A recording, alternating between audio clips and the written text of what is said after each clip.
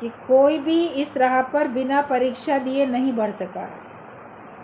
भगवान के रास्ते पे जो भी कोई चलता है उसको परीक्षा देनी ही पड़ती है।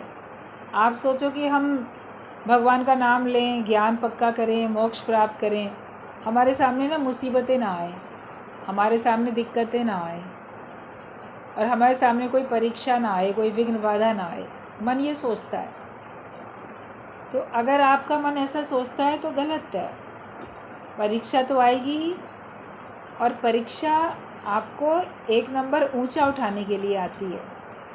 बच्चे अगर सोचने लगें कि हमारे एग्ज़ाम ना हो, स्कूल जाना अच्छा लगता है, पढ़ना अच्छा लगता है, मगर जो टेस्ट होते हैं, जो एग्ज़ाम होते हैं वो नहीं अच्छे लगते। एग्ज़ाम ना हो तो अगर एग्ज़ाम नहीं होगा तो उनको प्रमोशन कैसे मिलेगी, नेक्स्ट क्लास में कैसे जाएंगे। तो जो भी हमारे जीवन में उथल पुथल होती है, अच्छा बुरा जो भी कुछ सामने आता है, वो सब परीक्षा है। सुख आते हैं वो भी परीक्षा है, दुख आते हैं वो भी परीक्षा है। दुख में सुख में दोनों में हमको भगवान को याद रखना है और अपने लक्ष्य पे आगे बढ़ना है। तो परीक्षा में पास हो जाओ तब आपको नेक्स्ट क्लास मिलेगी। अभी अपने को जीव मानते थे, फिर आप अपने को ब्रह्म जानने लगोगे, फिर ब्रह्माकार वृत्ति हो जाएगी। हम लाए हैं ब्रह्माकार वृत्ति गुरु द्वार से, इस वृत्ति को रखना मेरे मनवा संभाल के। तो ज्ञान को भी संभालना पड़ता है। शुरू में कोई चीज़ आपको मिली, धन कोई मिला, उसे संभालना भी तो पड़ता है। छोटे बच्चे होते हैं उनको ज़्यादा संभालना पड़ता है, उनको बहुत विशेष उनको कहना पड़ता है, हिदायत देनी पड़ती है। देखो इतने पैसे तुम्हारे पास हैं, ठीक से लेके जाना, रास्ते में गिराना नहीं, खो ना जाए, ध्यान रखना, जाके सीधा स्कूल में टीचर को देना, या जिस कारण से भी जहाँ के लिए भी आप पैसे दे रहे हो। तो बच्चे को तो बहुत ज़्यादा कहना पड़ता है और वो बहुत केयरफुल भी होता है, उसको बहुत संभालना भी पड़ता है। बड़े होने पर भी संभालना पड़ता है, यंग एज में भी आपको संभालना पड़ता है। उतना आपको कहना नहीं पड़ता, आपको पता होता है कि उसके बावजूद भी आपको संभालना पड़ता है। और ओल्ड एज में भी आपको अपने धन को संभालना पड़ता है। ज्ञान के धन को भी हमको नए आए हैं शुरू में तो भी संभालना पड़ेगा और हमें अंत तक संभालना पड़ेगा। आखिरी सांस तक हमें ध्यान रखना पड़ेगा कि मेरी ब्रह्माकार वृत्ति पलट ना जाए, उसमें सावधानी की ज़रूरत होती है।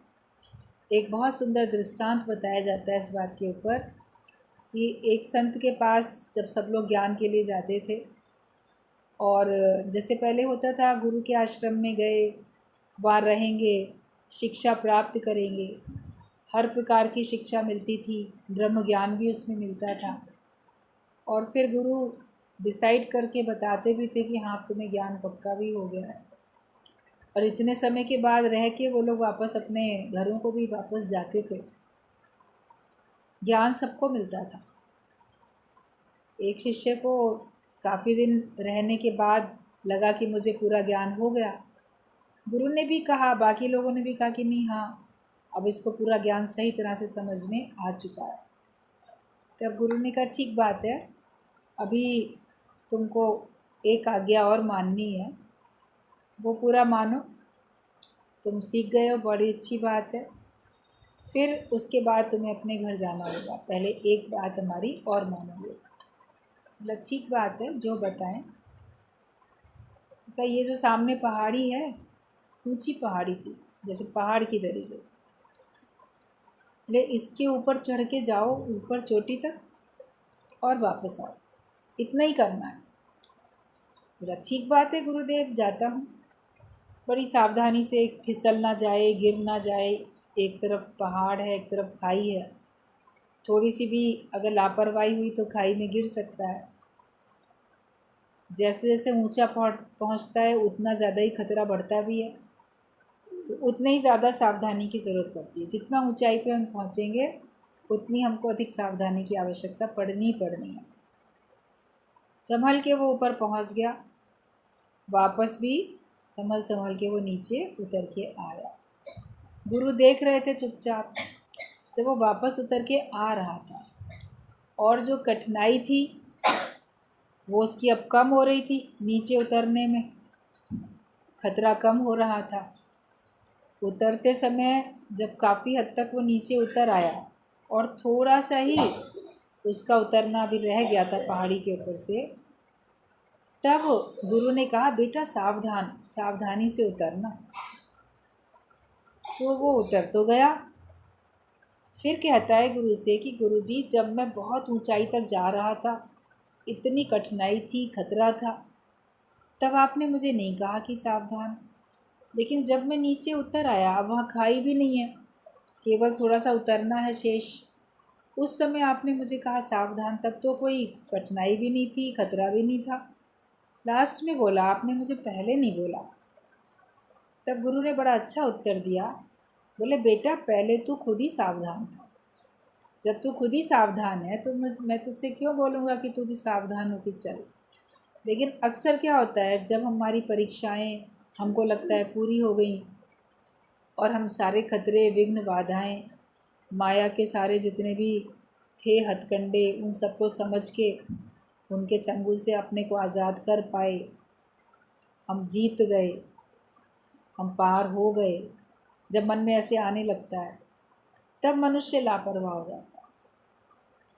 तब पहाड़ पे चढ़ते समय तुम तो खुद सावधान थे और उतरते समय लास्ट में आने के बाद मनुष्य असावधान होता है। उसको मन में लगता है अब तो मैंने सब पार कर ही लिया ना, अब मेरे सामने कोई मुसीबत थोड़ी है। तो तभी सावधानी की ज़रूरत है, वरना तभी आपका पैर मुड़ जाएगा, आपकी हड्डी टूट सकती है, आप गिर सकते हैं। सावधानी हटी तो दुर्घटना घटी। जब गुरु देखता है कि तुम सावधान नहीं हो तभी तो टोकेगा, वरना वो क्यों टोकेगा। मगर हर एक पल हमें सावधान रहना पड़ता है। जहाँ आप सावधानी रखते हो वहाँ पे आपको परेशानी नहीं होती, बाकी हो जाती है। तो परीक्षा हर समय आएगी। कहा जाता है कि 5 अग्नियों के बीच में ज्ञानी रहता है, और ये नहीं कि वो 5 अग्नियाँ कभी पूरी हो जाएंगी। वो अग्नि परीक्षा जो होती है आपके अंत तक चलती रहती है। सारी ही अग्नियाँ हर समय रहती हैं, जिसमें से कि आपको जिनके बीच में रहना पड़ता है, आपके चारों तरफ वो परीक्षाएं हैं, उनके बीच में आपको रहना पड़ता है और उसमें पास होके दिखाते रहना पड़ता है। एक परीक्षा एक बार आएगी तो ज़रूरी नहीं है कि वो दोबारा ना आए, दोबारा भी आ सकती है, कई बार भी आ सकती है, और हो सकता है एक बार भी ना आए। कोई सी परीक्षा आपके सामने एक बार भी ना आए।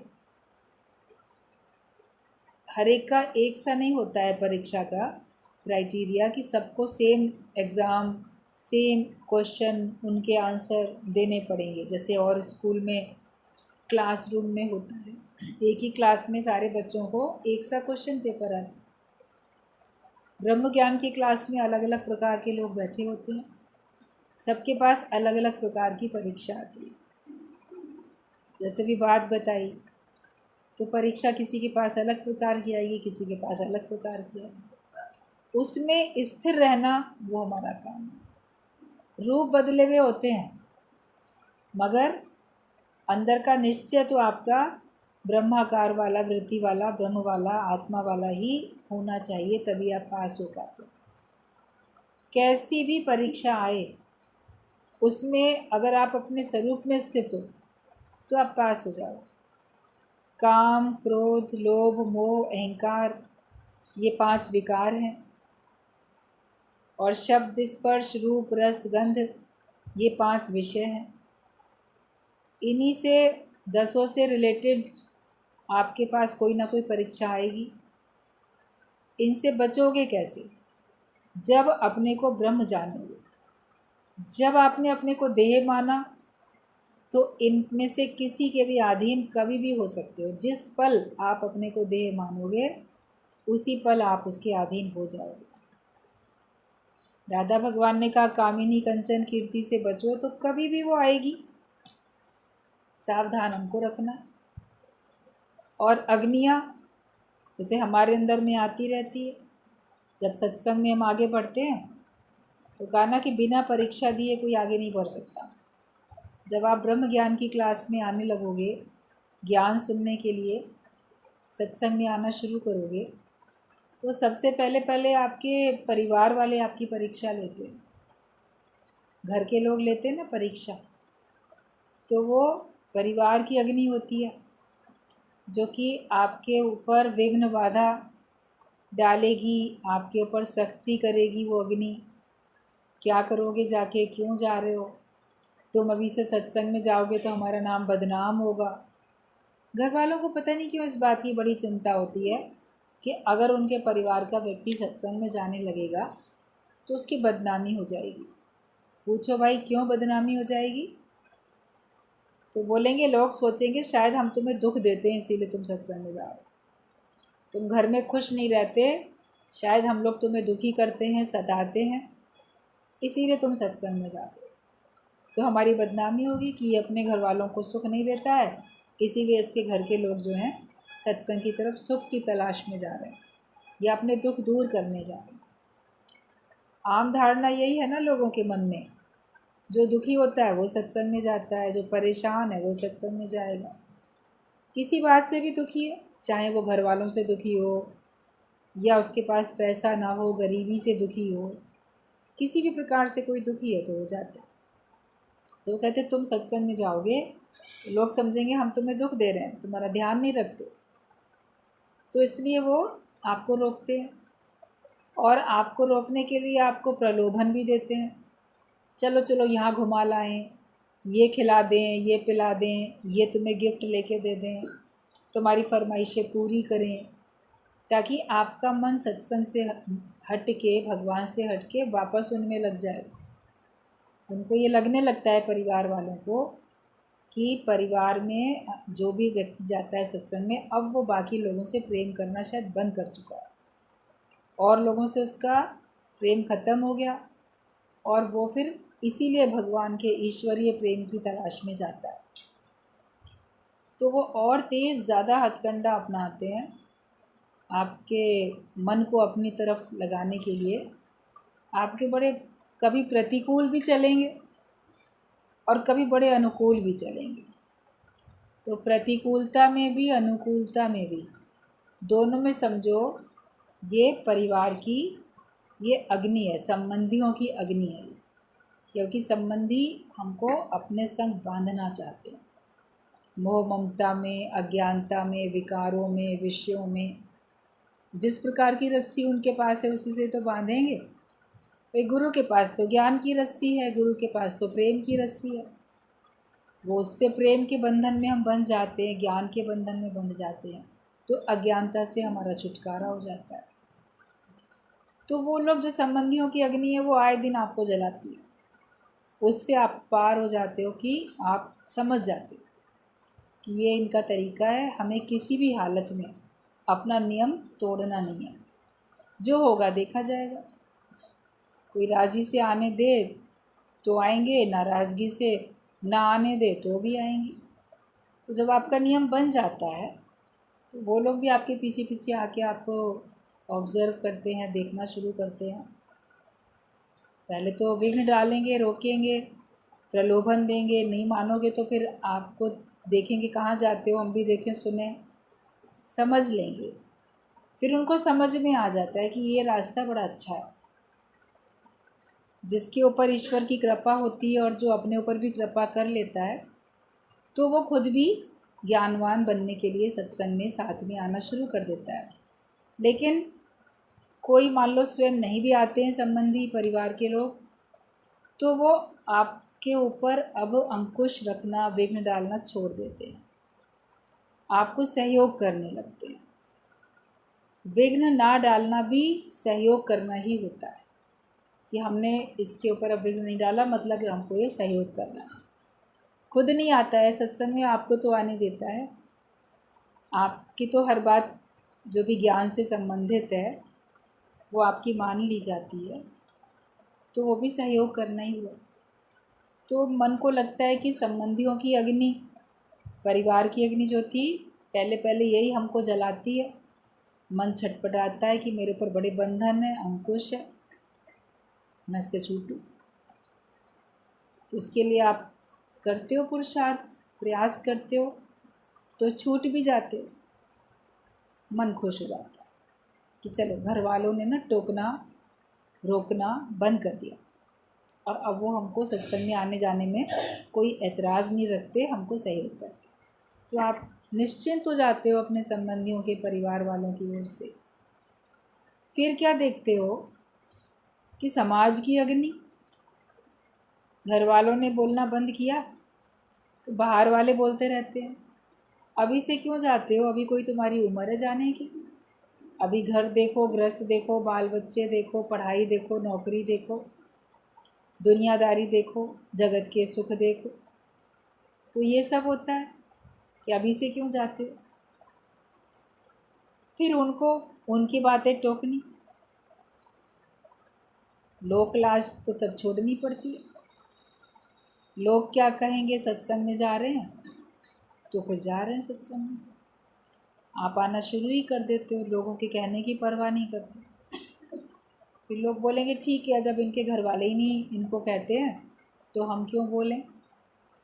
वो लोग भी पहले तो आपको समझाएंगे अपने लेवल से, बाद में नहीं समझाते, ठीक है बाद में बोलेंगे, खुद नहीं आएंगे आपके अड़ोसी पड़ोसी या जो भी और होंगे समाज वाले, कुटुंब वाले, बाद में बोलेंगे तुमने अच्छा किया, तुमने अच्छा रास्ता पकड़ लिया, अच्छा किया, हम लोग तो उसी में पड़े हैं। उनसे कहो क्यों पड़े हो, आओ, नहीं ठीक है हम ऐसे ही ठीक हैं, आएंगे भी नहीं, लेकिन फिर वो लोग भी बोलना बंद कर देते हैं। तो ये समाज की अग्नि पहले जलाती है। कभी कभी जब कोई नया आता है तो एकदम से किसी को बताना भी नहीं चाहता कि मैं सत्संग में जाता हूँ। रास्ते में कोई मिल जाएगा तो कहाँ जा रहे हो, ऐसे ही जा रहे हैं, काम से जा रहे हैं, कहीं सामान लेने जा रहे हैं, कहीं इधर जा रहे हैं, किसी संबंधी को बता दें मिलने जा रहे हैं किसी के पास। ये नहीं हिम्मत पड़ पाती कह दे कि हम सत्संग में जा रहे हैं, कि वो कहीं मजाक ना बनाए, कहीं बुरा ना माने। तो ये समाज की अग्नि भी आपको कभी भी कोई टोक सकता है, कोई झूठा कलंक भी लगा सकता है, तो इससे भी पार मन हो जाता है। फिर समाज वाले भी आपको रोकना टोकना बंद कर देते हैं, अपनी सलाह देना बंद कर देते हैं। फिर आप देखते हो कि चलो घर वालों ने भी अब कुछ नहीं बोला, बाहर वाले भी कुछ नहीं बोलते हैं, हम नियम से सत्संग में आ रहे हैं। फिर आप देखोगे कि आपका मन बोलता है, आपके मन में तरह तरह के विचार उठते हैं जो कि आपको विघ्न डालते हैं। बाहर के विघ्न बाधाएं देने वाले लोगों ने मौन रख ली तो आपका मन ने बोलना शुरू कर दिया, वो आपको विघ्न डालना बताएगा, सुख दिखाएगा, और भी तरह तरह के विचार आपके अंदर में, भविष्य को लेके आशंकाएं, सत्संग में जाएंगे तो आगे क्या होगा, कौन साथ देगा, क्या करेगा कोई, बहुत मन में इस प्रकार की बातें आती हैं। और अपने अंदर के जो भीतर बसे हुए जो विकार हैं उनकी अग्नि आपको अंदर अंदर जलाती। जो भी विषय विकार आपके अंदर हैं अभी, तो वो आपको अपनी ओर खींचते हैं, आप उनको संयम में करते हो, वो आपको अंदर अंदर घुटन जलाते हैं। तो उनसे भी आपको पूरी तरीके से संग्राम करके जीतना है कि हमारे अंदर के विकारों की अग्नि हमको ना जलाए, क्योंकि वो कोई और तो देख नहीं रहा, वो तो आप ही देख रहे हो। आप ही को पता है आपके अंदर कामना है, क्रोध है, लोभ है, मोह है, अहंकार है, क्या है। बाहर से तो दिखावा कर दोगे।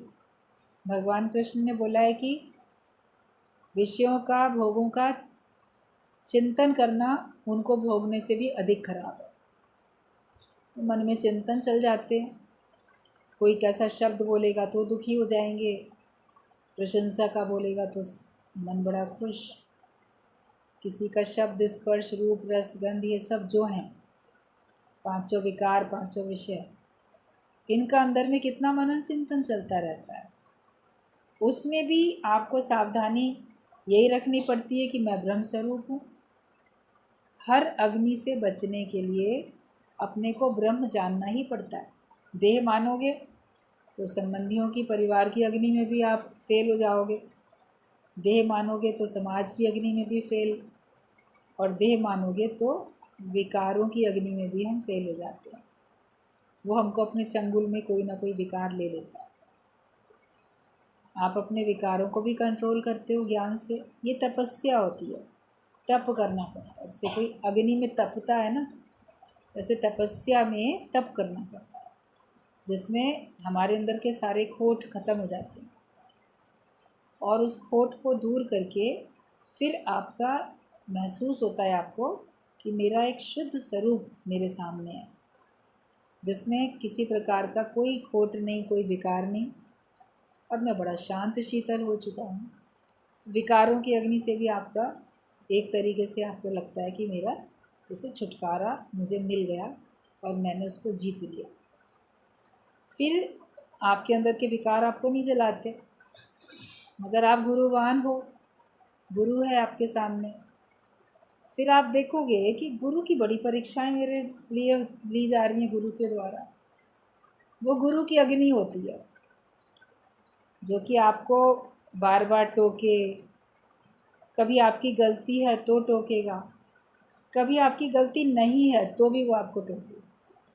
तो लगेगा कैसा गुरु है ये, मेरी गलती भी नहीं तो भी मुझे टोक रहा है। गुरु के शब्द बड़ी जल्दी आग लगाते हैं लोगों को। इन्होंने कैसे बोल दिया, कोई और कहता तो बात थी, इनसे तो उम्मीद नहीं थी, इनको तो ऐसा नहीं बोलना चाहिए था। तो उनका रोकना टोकना बोलना अगर हमको अंदर जला रहा है, गुरु के अनुशासन में रहना, उसकी आज्ञा मानने में अगर हमको अंदर मन जल रहा है, तो वो अग्नि हमको जैसे जला रही है, हम उसमें फेल हो रहे हैं। लेकिन गुरु का गुस्सा भी हमको मीठा लगे, उसके रोकने टोकने में, उसकी आज्ञा मानने में हमें किसी प्रकार की भी मन में उथल पुथल ना हो। जो होगा देखा जाएगा, हम उसकी हर आज्ञा को बड़ी प्रसन्नता से मान सकें, तब आप गुरु की अग्नि में पास हो जाते हो। गुरु नानक देव के पास में आता था लहणा नाम का एक भक्त था। वो हर परीक्षा में पास हो जाता था। जैसी भी गुरु ने आज्ञा दी, जब जो कहा, उसने बिना अपना मन बुद्धि चलाए तुरंत आज्ञा मानी।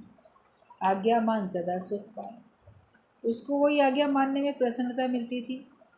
एक बार उसको कहा थल्ला बनाओ, बनाया, मिट्टी का लेके जैसे चबूतरा बनाया, पूरा बन के तैयार हुआ। तो आए, देखा तो गुरु ने कहा थल्ला मिटा दो, बिगाड़ दो। अब उसको तोड़ के अलग कर दिया। फिर कहा जब सब टूट गया, अच्छा थल्ला बनाओ। फिर बनाया चबूतरा। अब मिट्टी का, ईंट गारे का सब लेके बना रहे हैं, ठीक से चबूतरा बन जाएगा, वो बैठने के काम आएगा। बन के जैसे तैयार हो तो तभी तुरंत तोड़वा दे। सवेरे से लेके शाम हो गई, बार बार थल्ला बनाओ, थल्ला बिगाड़ो, थल्ला बनाओ, थल्ला बिगाड़ो। गुरु यही आज्ञा दे रहे थे उसको, और वो उतनी ही प्रसन्नता से, उतने उत्साह से सवेरे से लेके शाम तक कार्य में लगा हुआ था।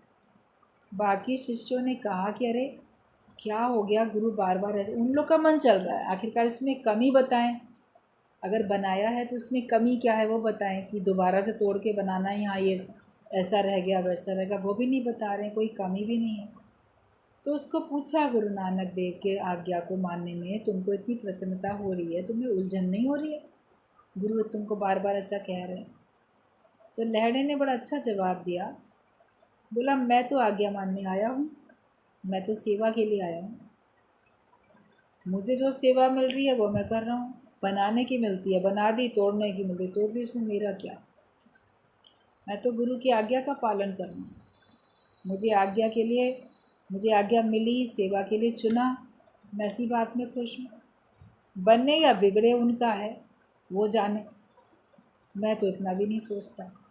तो वो आज्ञा में रहा तो खुश रहा, वरना हर एक का, किसी का तो मन देखने वालों का उलझ रहा था। आपको कोई आज्ञा दी जाए, फिर उसको उल्टा कहा जाए, फिर कुछ कहा जाए, ऐसा वैसा, ये मन में कितने विचार आएंगे। तो जो गुरु की आज्ञा में चलता है और गुरु का संग करता है, तो उसको बीच बीच में ऐसे कुछ ना कुछ हो जाते हैं इंसिडेंट, जिसमें उसको लगता है कि शायद जैसे मेरा बड़ा अपमान हो गया, और जीव भाव होगा तो आप सहन नहीं कर पाओगे।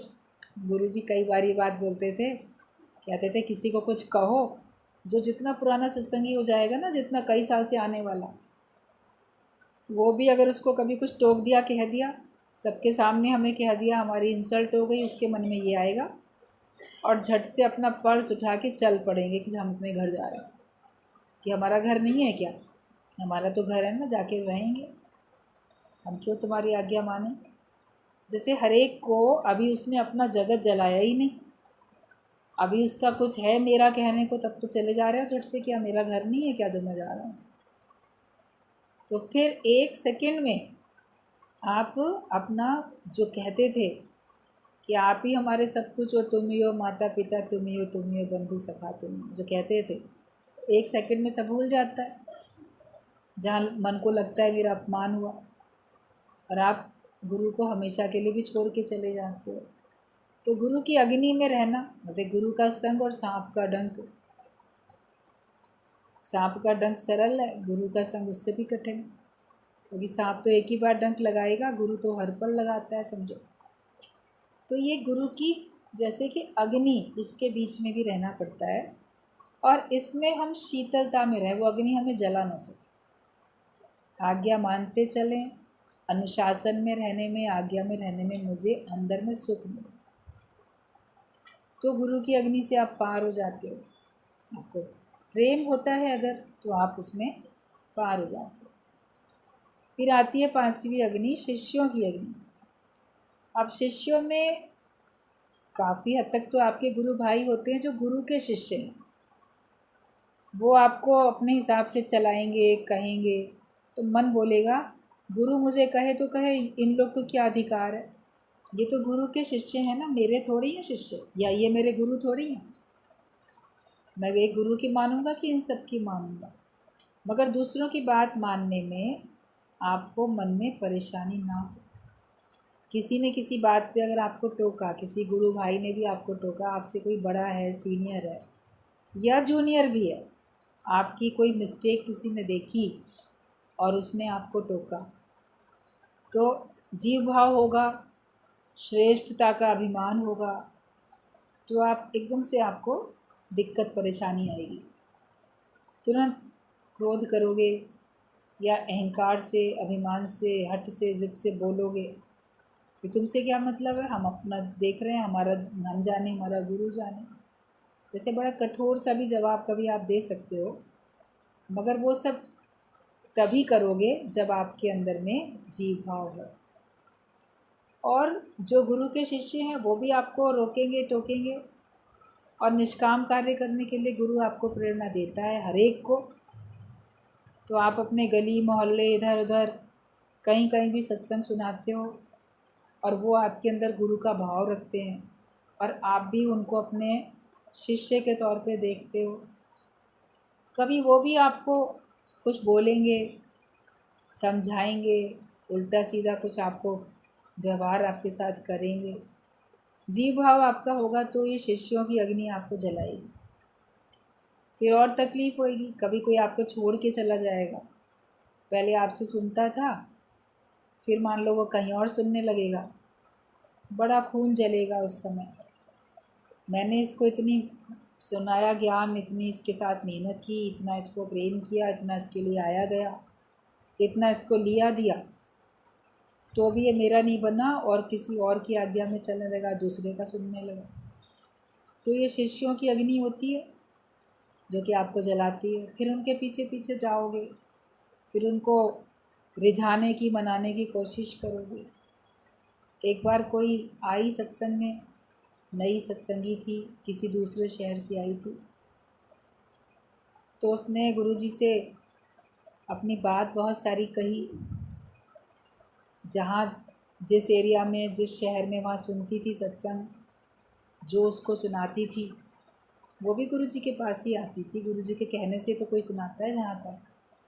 तो उसने उसके बारे में काफ़ी कहा, औरों को ध्यान देती है, मेरे को नहीं ध्यान देती हैं, हमसे हमेशा चिढ़ते हैं, ऐसा है वैसा है, कुछ उसकी जो भी उसको कमी लगी होगी वो उसने गुरु को बताई कि वो हमको प्यार नहीं करती है, अमीर लोगों को करती है, या जो उनके ज़्यादा चापलूसी करते हैं उनको करती है, हमें ऐसा लगता है वो हमको प्यार नहीं करती है, जो भी कुछ उसने कहा हो इस तरह से कुछ। तो गुरुजी ने तो ये बात सत्संग में ही सबको बताई, बिना किसी का नाम लिए। तो उन्होंने कहा कि तुम जो हो हमारे पास सत्संग में आना शुरू कर दो, ज़्यादा समय यहाँ आओ, यहाँ रहो आके ज़्यादा समय। तो गुरुजी ने हंस के बात बोली कि तुम जब हमसे प्यार करना शुरू कर दोगी, तब तुम्हारी वो जो फर्स्ट नंबर की गुरु है ना, जिसने तुमको ज्ञान बताया था, सत्संग में आने के लिए कहा था, जब तुम हमसे प्यार करने लगोगी तब वो देखेगी कि इसका गुरु से प्यार हो गया है, तब वो तुमको बहुत प्यार करने लगेगी। बोले तुम अगर चाहो कि वो तुमको प्यार करे तो तुम हमसे प्यार करना शुरू कर दो, तब देखना वो तुम पे कितना ध्यान देगी, क्योंकि उसको ये लगेगा कहीं ये मेरा शिष्य मेरे से टूट के गुरु का तो नहीं बन जा रहा है, मेरा अधिकार इस पे ख़त्म हुआ जा रहा है। इसलिए वो तुम्हारी चापलूसी, तुम्हारी प्रशंसा, तुमको बार बार लपेटना करना सब करने लग जाएगी, क्योंकि उसको ये लगेगा मेरे बनने चाहिए, मेरे द्वारा सुने हैं तो ये मेरे बनने चाहिए, गुरु के भी क्यों बने। तो ये शिष्यों की अग्नि होती है जो इस तरह से अंदर अंदर हमारा कितना नुकसान करती है। अगर हम उनके मोह में फंसेंगे, उनकी आसक्ति में अगर फंसे, या वो बड़ी कीर्ति करते हैं, बड़ी प्रशंसा करते हैं, उसमें अगर हमारा मन अटक गया तो है ना जन्म मरण का चक्कर, गिरावट तो होगी। तो उनकी भी अग्नि से, ये शिष्यों की अग्नि, कभी शिष्य आपको उल्टा सीधा बोल के जाएंगे।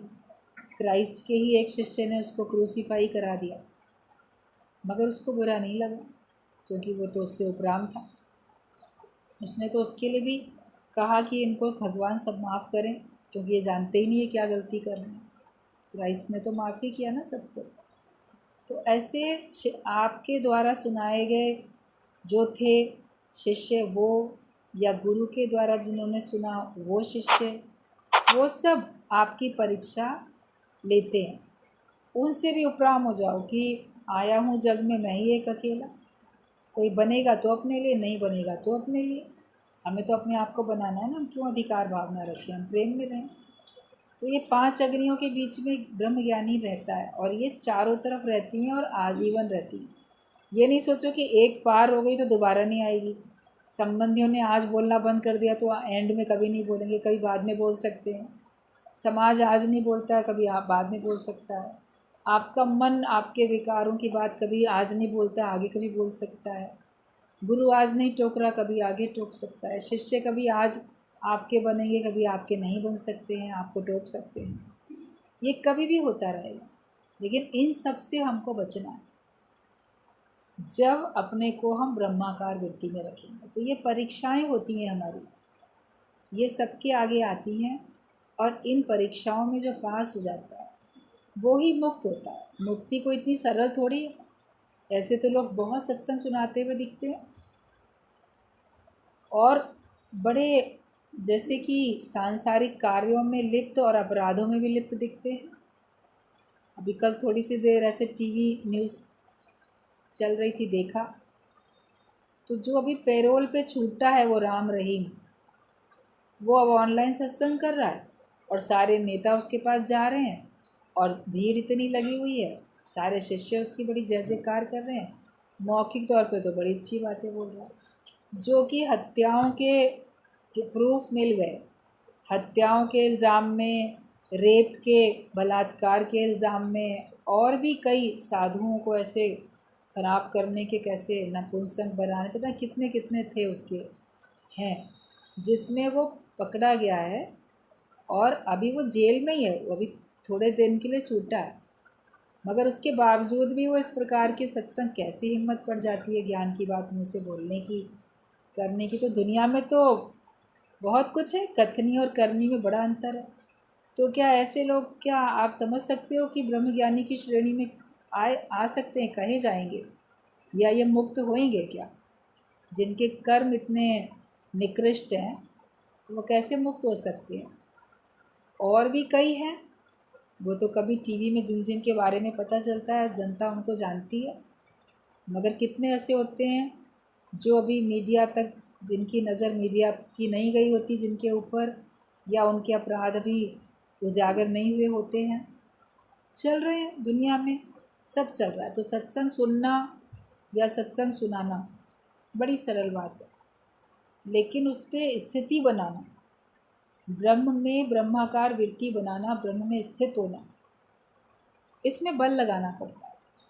करोड़ों कोई में से कोई एक सुनता है, करोड़ों में कोई एक सुना पाता है, करोड़ों में कोई एक चल पाता है, करोड़ों में कोई एक जो है स्थिति बना पाता है। तभी तो भगवान कृष्ण ने पहले ये बात बोल दी, हंसी खेल नहीं है, चर्चा मस्ती नहीं है, मुक्त होना। आप सोचो बड़े सरलता से चले गए सत्संग में, किसी ने बता दिया सत्संग सुन लो, सुनने लगे, हाँ हाँ मैं देह नहीं हूँ, मैं तो आत्मा हूँ, जैसे और सुखी होने की कला आ गई। पहले तो फिर भी मान अपमान में दुखी होते थे, लाभ हानि में, जन्म मरण में दुखी होते थे, अब दुखी नहीं होते, अब तरीके तरीके से सुख लेना आ गया। मन को, विचारों को चेंज करके सुख लेना आ गया। लेकिन वो सुख जो लेते हो, अपने को देह मान के लेते हो कि अपना आत्मा का आनंद है, वो तो हमको चेक करना पड़ेगा क्या है हमारा। तो हमें अपने अंदर के आत्म भाव में हमेशा स्थित रहना, अपने अंदर के ब्रह्म को, अपने अंदर के भगवान को प्रकट करना। जीव भाव हमारा ना हो तभी हम हर परीक्षा में पास हो सकते हैं। और अगर आपके अंदर में कभी भी थोड़ा भी जीव भाव आएगा तो फेल। और इस पद ते जो नर चूके तो आए जाए दुख पाए, आएगा जाएगा वो दुख पाएगा। ते चढ़े तो चाखे प्रेम रस और गिरे तो चकनाचूर। बिल्कुल ऊंचाई पे पहुंचने के बाद भी आप बिल्कुल नीचाई पे जा सकते। कभी सांप सीढ़ी का खेल, लूडो, सांप सीढ़ी सब बचपन में खेलते हैं, कभी उसमें देखना कि बीच बीच में सीढ़ी भी होती है ऊपर चढ़ने के लिए, और बीच बीच में सांप का मुख भी होता है आपको निगल के नीचे पहुंचाने के लिए। तो अगर आपकी गोटी सांप के मुख वाले नंबर पे चली गई तो जहाँ उसकी पूंछ है वहाँ तक आपको उतर के नीचे जाना पड़ता है। और अगर आपकी गोटी सीढ़ी वाली जगह पे चली गई तो जहाँ वो सीढ़ी है ऊपर ख़त्म हो रही है, आपको इतना ऊपर एकदम चढ़ जाना पड़ता है। तो उसमें आप देखो कि कितनी सावधानी सब रखते हैं, गेम होता है। और एंड में भी 98 नंबर पे जाके भी एक सांप का मुख बना ही होता है, और वो फिर सीधा आपको बिल्कुल नीचे पहुंचा देता है, एकदम सबसे नीचे की लाइन में पहुंचा देता है वो। मतलब सबसे ऊंचे की लाइन से आप सबसे नीचे वाली लाइन पे पहुंच जाते। तो वो तो चलो गेम है, एक माया का भी ये खेल चल रहा है।